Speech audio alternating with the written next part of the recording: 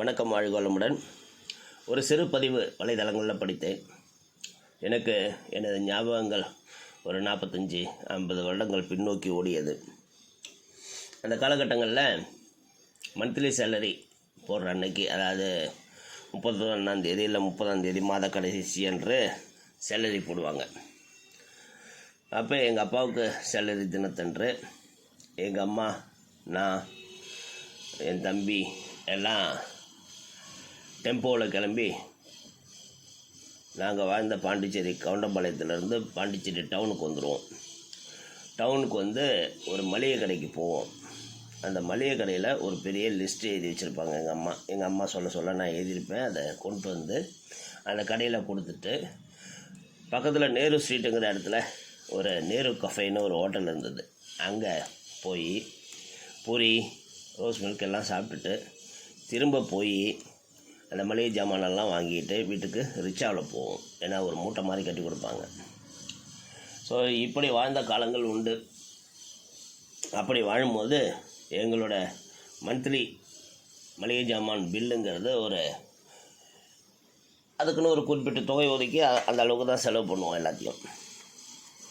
ஆனால் இன்றைய காலகட்டங்களில் இந்த பெரிய பெரிய மால் ஸ்டோர்ஸ், பெரிய பெரிய சூப்பர் பஜார்லாம் வந்ததுக்கப்புறம் என்ன நடக்குதுங்கிறத ஒரு 10 வரியில் எழுதியிருந்தாங்க.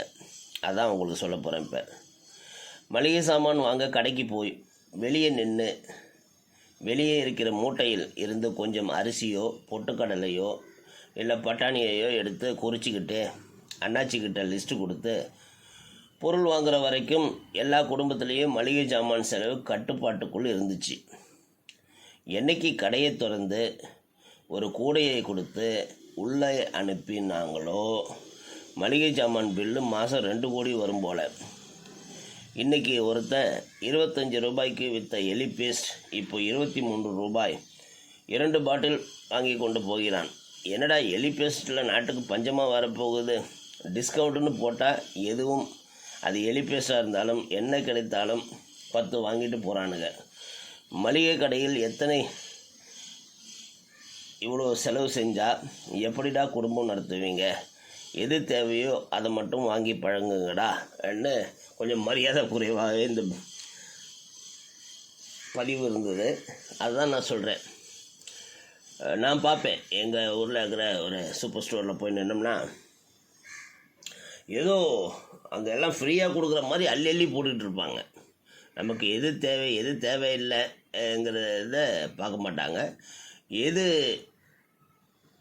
உள்ளே வந்தோடனே அந்த ட்ராலியை இழுத்துக்கிட்டு அங்கேயும் இங்கேயும் ஓடி அதையும் அள்ளி போட்டுட்ருக்கிறத பார்த்தா இன்றைய உலகம் அழிந்து விடுமோங்கிற ஒரு மாயத்தோட்டம். சரி, அதுக்கு மேலே அவன் 50% டிஸ்கவுண்ட்டுன்னு ஒரு பெரிய ஜாமான்லாம் அடுக்கி வச்சுருப்பான். கொஞ்ச நாள் யோசித்து பார்க்குறோமா, 50% டிஸ்கவுண்ட்டு, அதுலேயும் குறிப்பாக சாப்பாட்டு பொருள்களில் அப்படின்னா, அப்போ இதுக்கு முன்னாடி அவன் ஏன் 50% டிஸ்கவுண்ட் போட்டு விற்கல, இப்போ ஏன் டிஸ்கவுண்ட் போட்டு விற்கிறான்?